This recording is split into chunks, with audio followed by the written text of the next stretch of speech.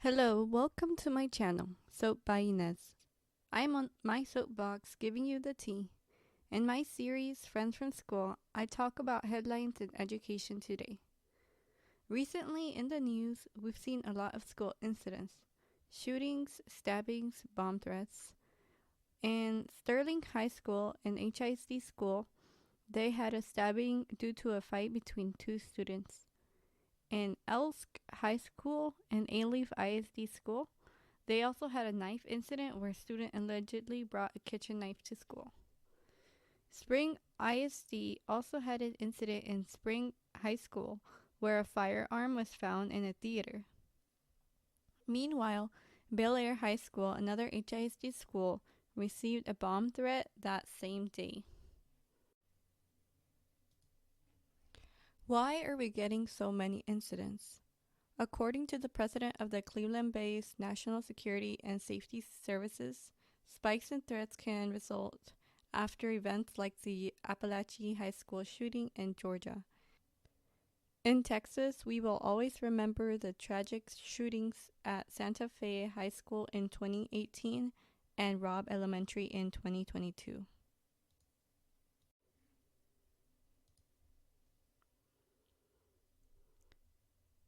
On June 2nd, 2022, the governor of Texas wrote a letter to the TEA after the shooting at Santa Fe High School and Robb Elementary.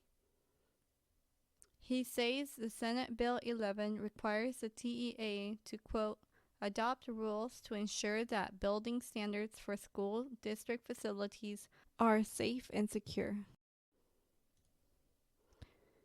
He tasked the TEA to find ways to make schools safer by creating rules and safety standards for the districts of Texas. One of the suggestions was for school districts to, quote, conduct weekly inspections of exterior doors to verify they are secure, end quote. He also suggested increasing the presence of, quote, trained law enforcement officers and school marshals on campuses, end quote. The TEA does talk about the Senate bill on their website. They say that every month the TEA will release guidance and will post, quote, new safety requirements for districts or open enrollment charter schools, end quote.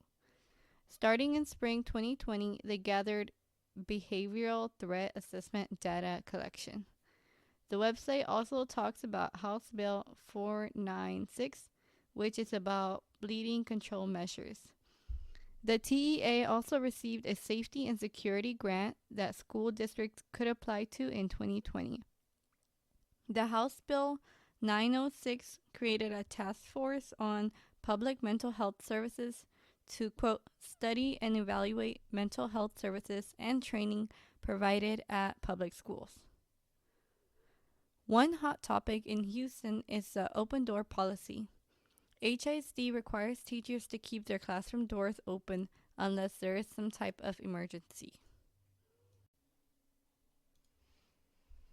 A lot of teachers feel that this open door policy is a safety issue, and even the Houston Federation of Teachers got involved on their behalf.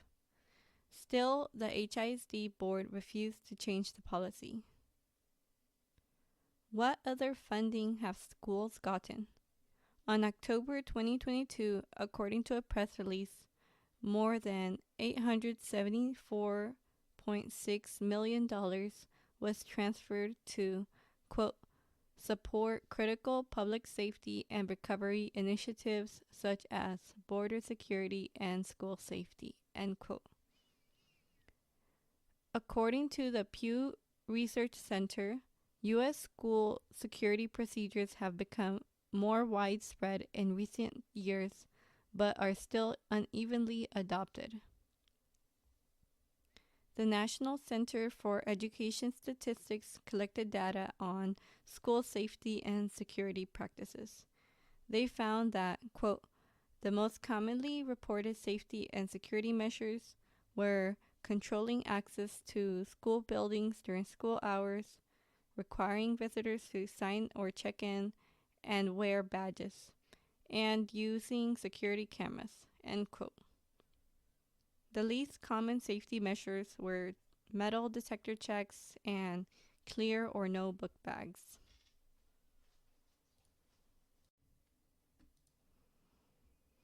During my research, schoolsafety.gov was highly recommended for schools looking to evaluate their safety plan.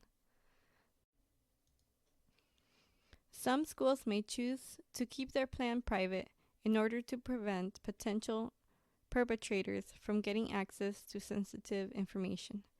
However, people who go to the school, whether it be teachers, parents, or students, should have a general idea of what they need to do in case of an emergency. They should also know who to contact if they believe there is a threat, and know that if someone does make a threat, it will be taken seriously. I recommend taking the quiz and seeing how much you know about your school plans. That's all for now. Don't forget to like and subscribe.